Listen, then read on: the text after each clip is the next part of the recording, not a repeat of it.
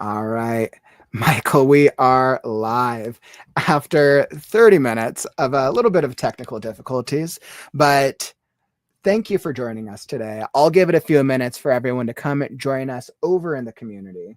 Let me throw the stream link in here. For everyone who's just joining us, welcome. I'm Kaufman and the recruitment chair for the AWC, as we are clearly dealing with some technical difficulties to get things set up and right. I am so happy to be able to have Michael LaRonn here with me for a spotlight interview as we're getting ready for the AWC. Yeah, great to be here, Jared, and thanks so much for having me. I always like to think that technical issues are always good luck. So what are you going to do, right? I know, right? You know what's interesting is after I'm a daily streamer, I think like, okay, I've got it handled. I figured out the tech issues. I've done 500 or 600 of these now, and I'm still constantly challenged, even though the further I go. Yeah, but I will tell you, you had some quick thinking. You were able to kind of figure out, okay, if that doesn't work, we'll do this. That doesn't work, we'll do that. So, it's all good. I stream as well, and I recently had some streaming issues, and it's like, oh, man, just when you think you got it all figured out, something blows up, and there's nothing you can do about it.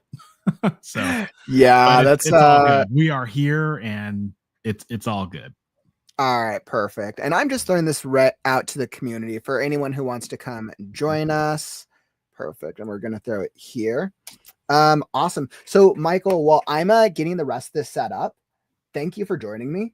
I am so inspired by what you do for the writing community, for the greater writing community at large out there. But for anybody who doesn't know you or anybody who's unfamiliar with what you're doing, you just want to share with our audience who you are, what you do, and what you got going on. Sure. So hello, everybody. Michael LaRonn. I go by 3 taglines. First is dad, because I'm a dad, husband, dog father, all those things. And then I also am an author. So I'm the author of over 100 science fiction and fantasy and self-help books for writers. So I've written a lot of books. And my third tagline is I'm a YouTuber. So I have a YouTube channel called Author Level Up. And I think right now I've got about 50,000 subscribers. I'm not doing regular videos right now, but I do monthly live streams where I do I create a space for people to join and be able to make progress toward their work. I call it a power hour. You could also call it a write-in if you want, but I play some nice music and everybody gets together, works on their work in progress, and then we kind of just shoot the breeze and I answer questions. And I've been doing that since 2020. So that's me in a nutshell. And I'm just glad to be here at the AuthorTube Writing Conference. It's fun. Yeah. Oh my goodness. And Michael, so how long have you been at this at your author journey for? When did you first really start like putting yourself out there? Yeah, it started officially. Well, okay, it started unofficially in 2012. I had a health crisis that got me into writing. I published my first book in 2014. So officially January 8th, I think 2014 is my publishing anniversary. But I've been at it and in the wilds as early as 2012. Wow. Okay. So you've been at this for a little over a decade. Is it crazy when you kind of like look back on how far you've come? Yeah. Life, author journey, and everything in general. Yeah. I mean, it's crazy that like everything in my life is different today than it was when I was a writer in terms of where I was professionally, where I was as a writer. I wasn't a father yet. I mean, there's just all sorts of things that are different 12 years from now, that weren't there. So yeah, it is amazing to look back. It's also humbling. And, I've been fortunate enough to be successful. And so I'm grateful for that. And one of the ways that I've chosen to give back is, to try to help writers as much as I can. And I think you definitely have quite a number of books under your belt. So not only do you have all these years of experience, how many books do you have officially published now? Oh, that's a dangerous question. I'm over 100, but oh my goodness. I want my round of applause. Yeah. I've got some books in the pipeline that are done, but they're not published yet for various reasons. Contractual things that I'm waiting on kind of go out. But yeah, I'm over 100 at this point.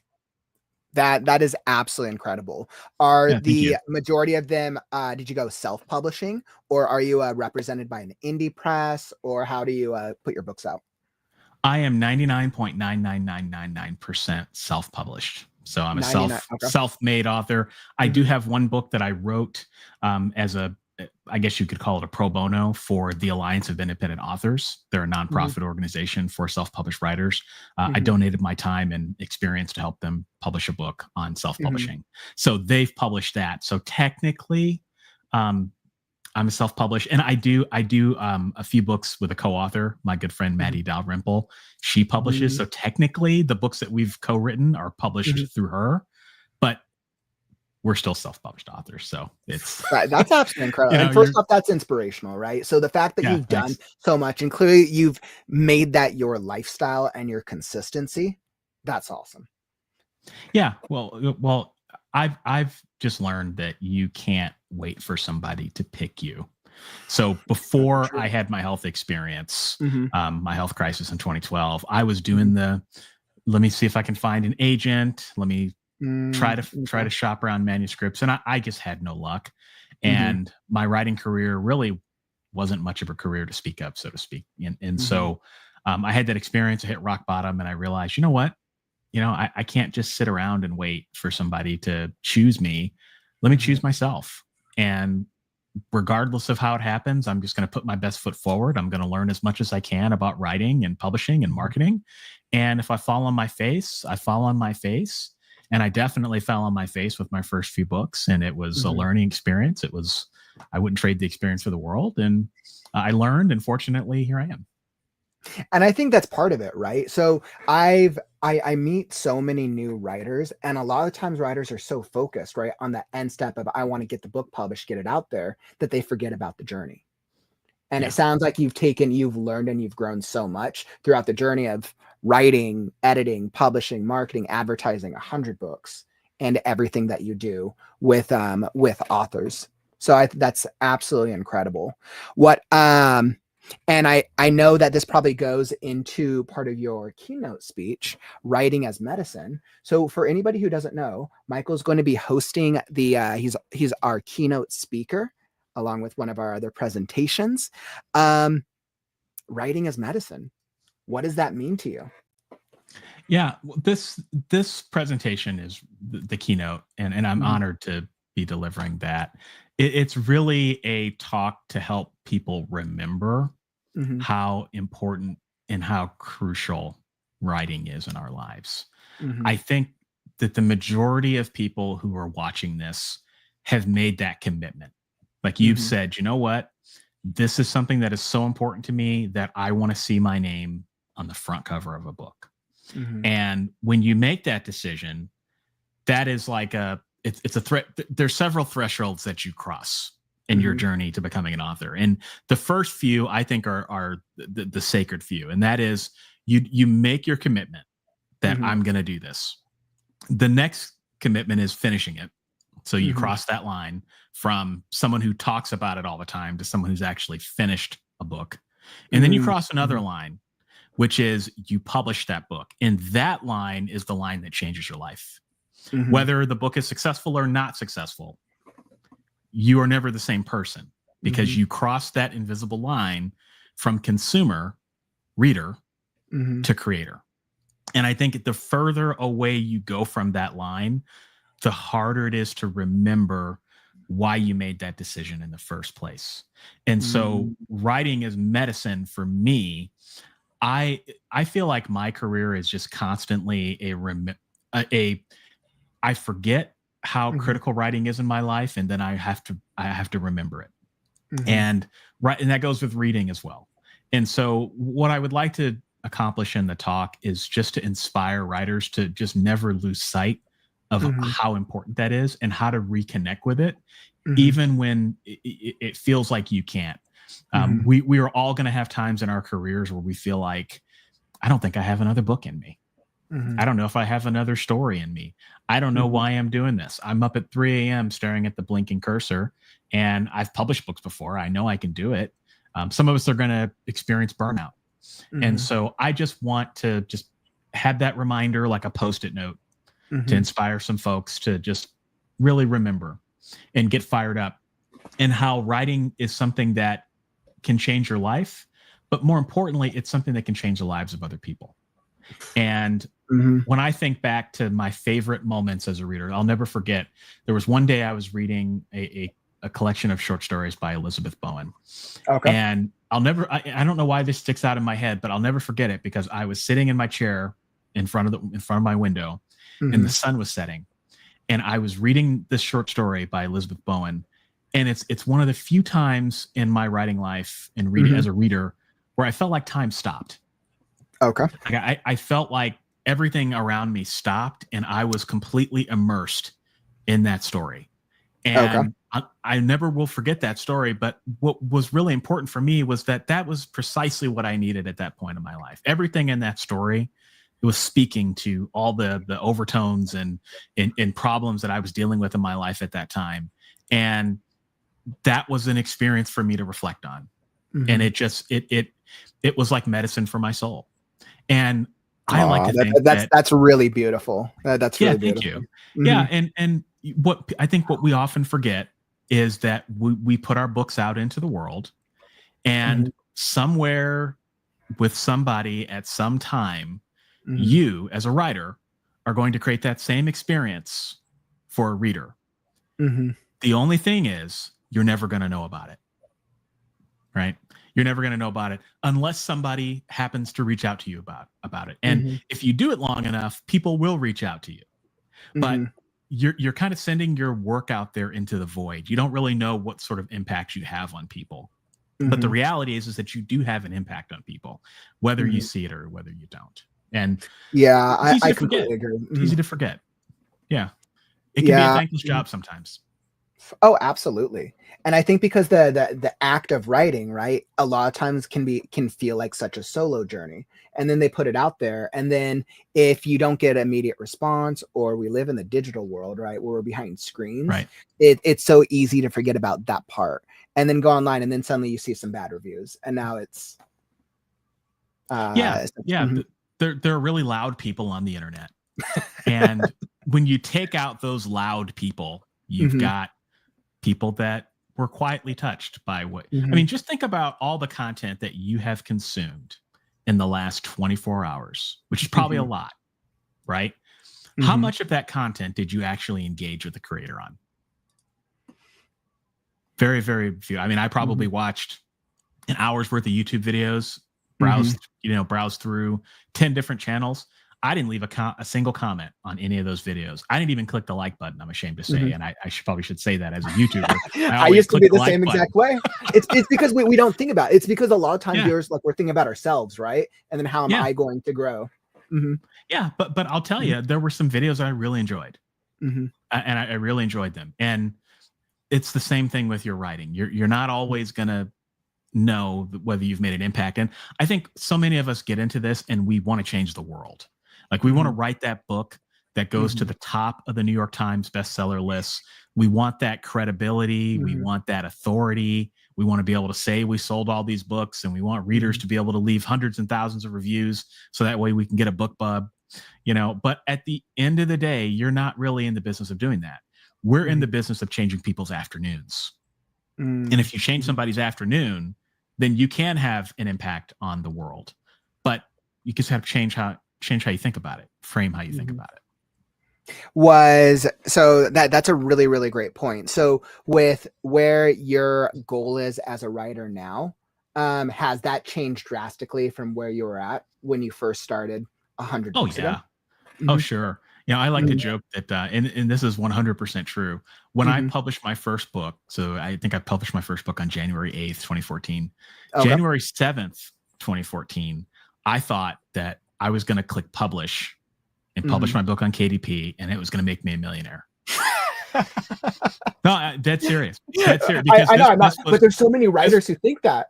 Yeah, this was at the tail end of the Kindle Gold Rush. Okay. And I was drinking all that Kool-Aid that everybody else, if you do this, you make all this money. And I just happened to be going on my honeymoon the next day. So I published my book, went on my honeymoon, and I thought, okay, I might just have to stay at the beach.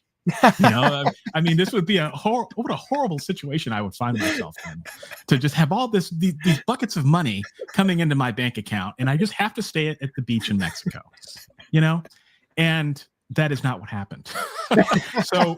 So in terms of my, my goals, I'd like to think that my goals in the very beginning of this were not realistic at all.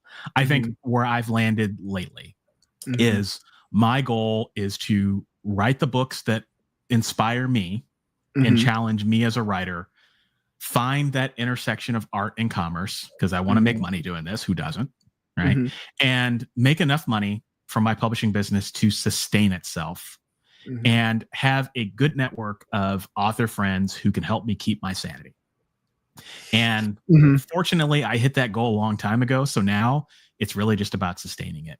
I know some people, they want to make 6 figures. They want to make 7 figures. They want to leave their jobs. And, that's all good. And at some point, I probably will leave my job. But, for now, that's where I'm at. And that honestly has kept me pretty stable and pretty grounded, because I think it's really easy to kind of lose that. Kind of lose sight of it all.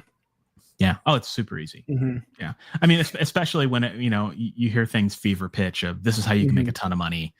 This, if you write this genre, then you do this and that, and just write the books that light you up, that teach you something as a writer.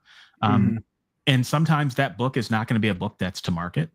Other times you can find that book that is to market and that does meet that intersection, and focus your career on just doing things that you enjoy.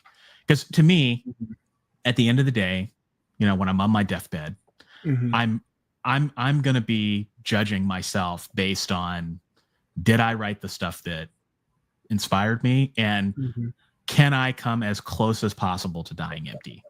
Meaning, all those ideas that are in my head, did I honor them? And I'm never going to die empty, but I think the more of those books, those ideas that I can honor, that's the game I'm playing at the end of the day, personally. And that really, really resonates with me, because my philosophy is trying to minimize my regret by pursuing what I love, which is writing. And I'm still so early on in my journey, but I know I'm a student of life. And I think trying to find that balance of the story that I want to tell and being able to share it with the world, as long as I'm telling my stories to whatever extent that is, if I got hit by a bus tomorrow, I know that I tried everything that I did to be able to tell the best story possible that made me happy and resonated with me. So absolutely. Yeah. If I could ask, where are you in your author journey? Definitely. Well, it's interesting. So in terms of my writing journey, I've been writing my entire life. But in terms of my author journey, I want to say about 1.5 years ago, I decided to finally restart life. I quit the job full time and then went all in on this daily writing stream community. And then this right now is kind of grown as a result of that. And part of it, part of the reason it started was it started with me because I wanted to challenge myself. I was like, can I write every day for 1 year? And how am I going to hold myself accountable? I'll live stream it. If I show up to a live stream and I show my writing on screen, I was like, well, it's hard for me to get out of that. And after 600 or so days, I highly recommend it. For anyone who struggles with consistency, I always highly recommend it. Right on. That's really cool. I mean, that is like taking accountability to the next level. That's amazing. And I think what's really cool is we've been able to, and I've been able to kind of see this community of writers grow over time with Right Now, and just seeing writers of all different skill levels and genres and backgrounds gravitating just to the idea of writing. I think the one thing that we both definitely resonate with, Michael, is that we love writing. I can tell that in just the way that you talk about it, both in this short period of time together and then over on your videos and on your presentations. I can tell how much enthusiasm you have for it. And I think that's amazing. And I think this goes hand in hand with your seminar. So outside of the keynote, you are doing a seminar at the AWC, which is more about the author journey of it. And I think you definitely have been on quite a journey. I mean, like you said, you've been doing it for years. You have over 100+ books published under your belt. And you have your YouTube channel. You're what was that? 50,000? About 50,000. Yeah, I mean, 50,000 at this time. And it's interesting because I'm at a point in my life where it's like, I know subscriber count doesn't matter in terms of consistency and accountability, but there's such that value metric of how it's perceived with the greater community. And I think it shows how much shows that you put in a lot of attention and effort into what you're doing with your brand. So with the authors and what you're doing, what are there any like insights that you can share for maybe new writers or writers who are still going through and trying to figure out like, how do I build an author brand, especially for writers who might not be a fan of social media, or maybe they just want to write, but they don't know how to get their stuff out there? Yeah. So really, the question is, how do you build a brand, right? And I think that building a brand, when you think about it like that, branding is everything that you do. So the easiest way to start with building a brand is to figure out what kind of books you want to write. And that's a loaded question for a lot of writers, because you start off writing one book and then, you end up in another genre, completely. And for some writers, that's a very clear proposition. I'm going to write hockey romance, or I'm going to write paranormal romance. Right. But for other authors, it's a little bit more fluid. So I think you have to figure out what it is that you write stories about. Right. And then appeal to readers' emotions. And then if you are a multi-genre writer, I think you've got the harder responsibility of figuring out where do you ultimately want to go. And then and then when you do have multiple books that are across different genres, how do you get the right book to the right reader at the right time without confusing people? And that's easier said than done. I think that's, from a strategic standpoint, that's where I would start. The next thing is just figuring out what is the marketing that fits you like a glove. So there's no shortage of different things that you can do. I mean, I think there's some things that I think we can all agree on that are essential for everybody, like having a newsletter, email newsletter, having a website, right? And doing some sort of advertising, whether that's Amazon or Facebook or BookBub, whatever that looks like, doing some level of that. But beyond that, what is it that fits you like a glove? So like for me, I started YouTube as a happy accident early in my career. I just wanted to see if I could do video, and I wanted to maybe be a speaker one day. And so I thought, okay, I'll just try this. And it turned out that it worked really well. And I had no idea that it was going to be that successful. But I've done other things too, right? So there are lots of different things, and find the medium that fits your personality like a glove. For some people, that might be blogging. For other people, that might be like being verbal. Like you and I, we're both very verbal people, right? So hopping on a YouTube video or having a phone conversation or a podcast conversation, no problem. For other people, it could be, the rare creatures that like video. It could be people that like TikTok or some of the short form video that's going on right now. It doesn't matter, but figure out what it is that lights you up and that you're pretty good at, right? Because you want to be able to pick something that you can sustain for a long time. And once you figure that out, then become a student of that medium. So if you want to be on TikTok, become a student of TikTok and be the best that you possibly can at it.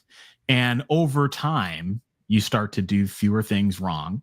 You start to figure out what works. You'll have a few viral successes. And I define viral as something that is just moderately successful. I'm not talking about millions of views or anything like that. Yeah, of course. There's going to be some content that lands, and you'll know when that content lands. And then when you figure that out, do more of that. And that's, if you do that enough, then you start to build a platform. And over time, you'll slowly start to stumble your way into what your brand is. Because when you start to develop a community, people tell you what your brand is. Like people tell you, I subscribe to your channel because you're XYZ. You've got XYZ personality, right? What is it that they're saying all the time? And then lean into that. And then it starts to get easier. But when you start, it feels like you're talking to a wall. You know, Mm-hmm. it feels like you're moving a boulder, and it's really difficult. It's really Mm-hmm. difficult, and it's also doubly difficult to change course later in your career as well. So it's just something to think about. But that's where I would start. Really long answer to your question, Jared, but branding is everything that you do. Yeah, and I mean that's absolutely great. That's absolutely wonderful, and I think a lot of those are definitely key points and standards of how do you build a brand in this day and age. So for when we think about authors, what do you think like a successful author brand looks like in 2025? I think a successful author brand is something that you can sum up really, really easily. Okay. So like I had a romance author, and I know I'm not going to say it correctly because she said it so eloquently, but she summed up what she writes. It was the best tagline I've ever heard an author say. And she said, I write romances with strong heroines, emotionally available males, set in, you know, unique distant settings or worlds or something like that. Like it was a very clear, okay, she writes romance. What does she write romance about?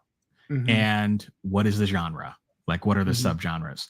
And it was a very clear value proposition. And even though it wasn't like, okay, that's probably not the kind of book I would read, like that makes perfect sense. It speaks to your audience. So again, it just goes back to what is your value proposition?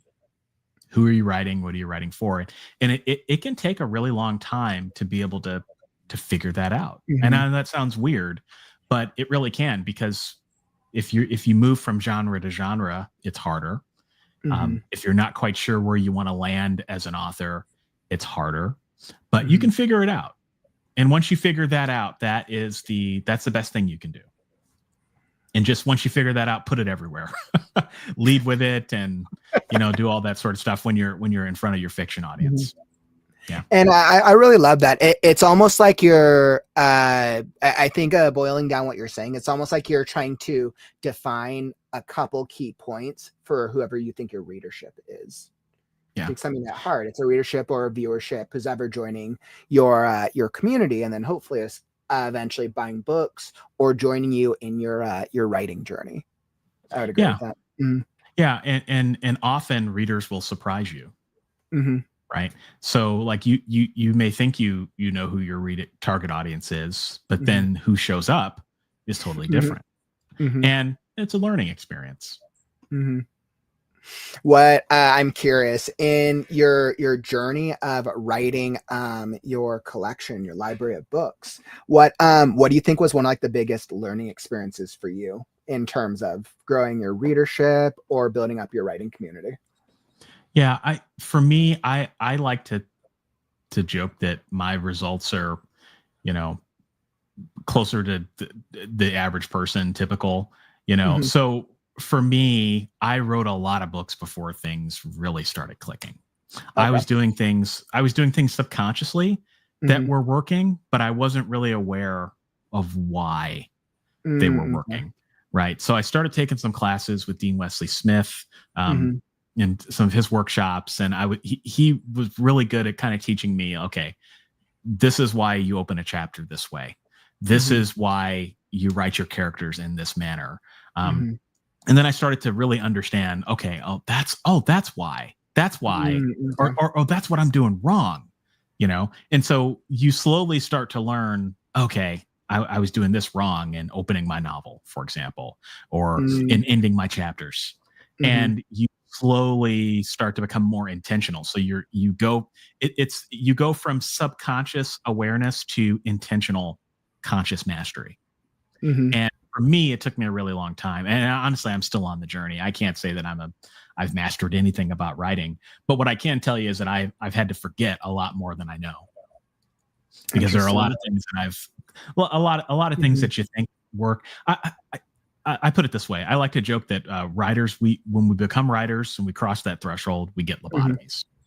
So we do things in our first novels that we would never put up with as a reader, right? And for example, we do giant info dumps. We we plot our Mhm. books in such a way that we would never put up with if we were reviewing a book that we were reading. We have our characters do things where they're too stupid to live. We Mhm. write all sorts of things, right? And everybody knows what I'm talking about, right? Yeah. And that disconnect Mhm. between the new author and who Mhm. you are as a reader is the Mhm. whole ball game. And Mhm. when you focus on shrinking that disconnect, Mhm. then it's amazing how much better you get as a writer. Like it Oh yeah. it Mhm. literally you overnight. Mhm. It's amazing. It really Mhm. is amazing. Like in my own writing, once I started seeing things that were clicking, it's Mhm. amazing how far and how fast things took off for me. But you've got to have Mhm. somebody to help you and have a mentor and somebody who can point those things out. Mhm. Yeah, I mean, I think absolutely, and I think when a lot of time when I see with like writers, once they recognize a lot of their own mistakes, you see them double and grow. With a lot of Yeah. with a lot of books, because I do editing as well. It's interesting. A lot of times writers like they go for editing service. They're like, right, I want to get the book to a different level. I want to get it ready for being published.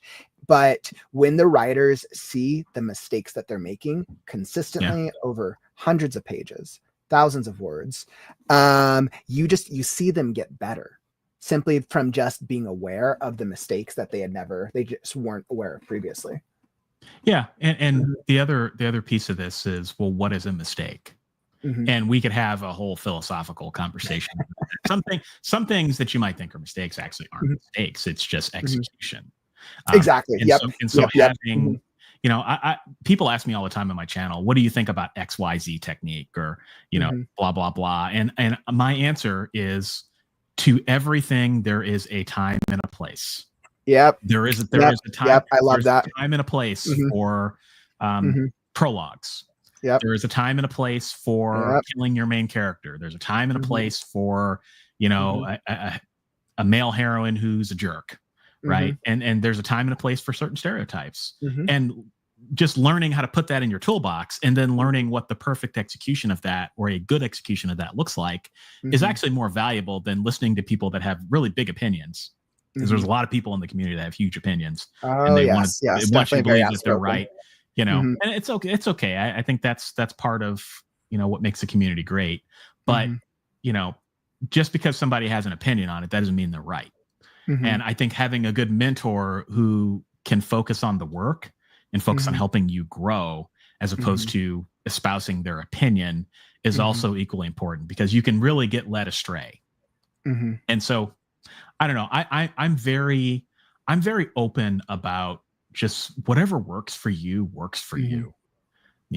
If you're writing in a certain way and that's resonating with readers, Mhm. then that means that something is working. It doesn't Mhm. matter if you're writing in a genre, or you're using a particular style that Mhm. other people frown upon. You're writing common English with no fancy words, or if you're writing in very Mhm. florid prose. Everything has its time and its place, and you just have to find your own style. Mhm. And I just, I think part of the reason I was able to grow as a writer was just I was more than willing to ignore people when their advice Mhm. didn't feel right for me. Mhm. So I've always said that there are three types of advice. There's advice Mhm. that's meant for you, there's advice that's not meant for you, and there's advice that you're not ready for yet. And when someone gives you I advice love that. that Mhm. resonates with you, you'll know, because your heart's Mhm. going to sing. When they Mhm. give you advice that doesn't feel quite right, you'll know if you're clued in, because you'll feel it. You'll feel it Mhm. in your heart. And sometimes people will give you advice that you're just frankly not ready for yet. Mhm. And, you just have to put that aside, and one day just remember that they said it, and, you can benefit from it. Wow, I love that. I think that that's such a great way to look at advice. Um, Advice that you're not ready for yet. I love that. I do. I Yeah. always tell everyone I end up creating a blanket statement whenever writers give each other advice, or whenever they get feedback from readers, editors, whoever. And I really try to instill all feedback is subjective.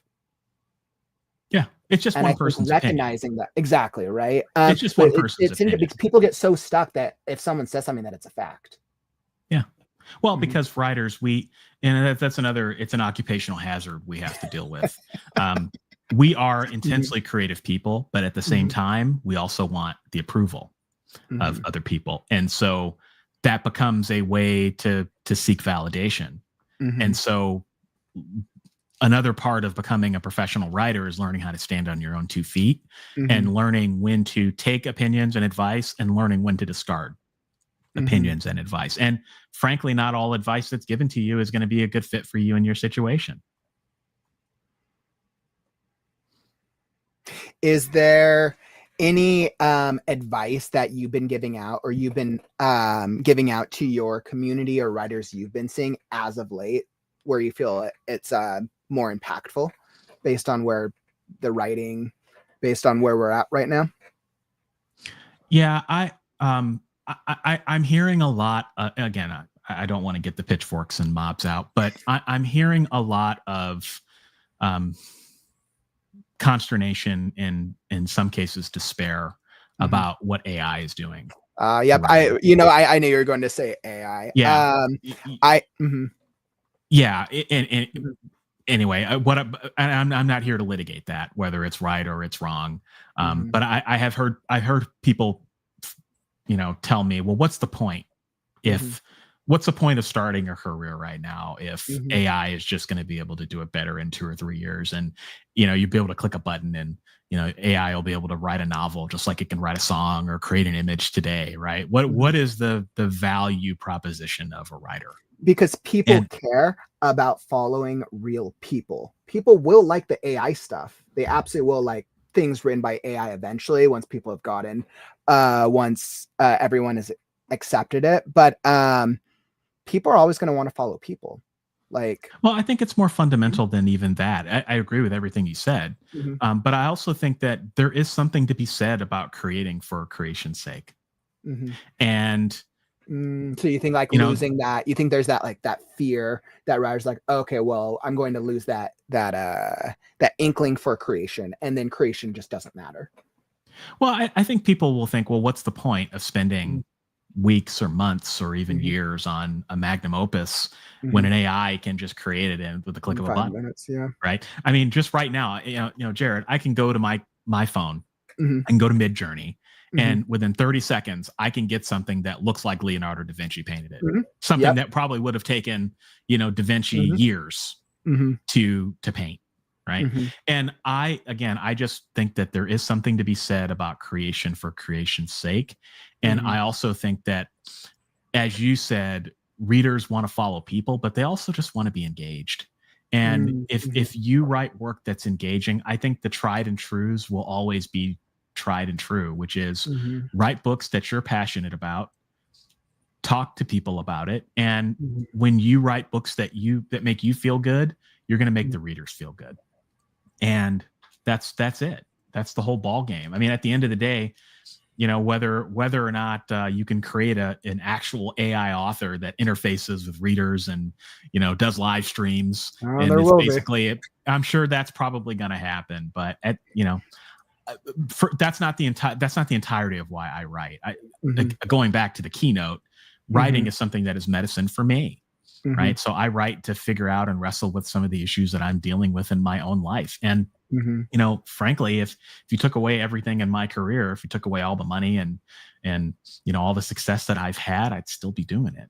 And so for me, it's something more than just, putting a book out there into the world. I think impacting people and writing books that, change people's afternoons, that is certainly one of the best parts about this job.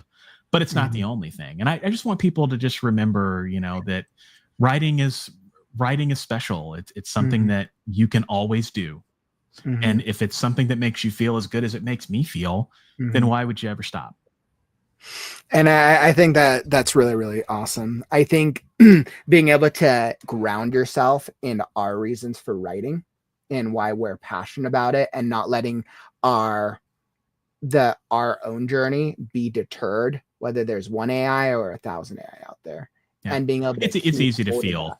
Oh, of course, because social media is designed, the algorithms are designed away for a reason, right? And we have to keep that in mind. But I think trying to figure out how do we ground ourselves in what's true to us. I think that's absolutely truth right there. Yeah. Mm-hmm. And have fun with your writing. Mm-hmm. You know, that's something Dean Wesley Smith says all the time. And it's something that I truly believe that, you know, once you make writing a job, once you make it, Mm-hmm.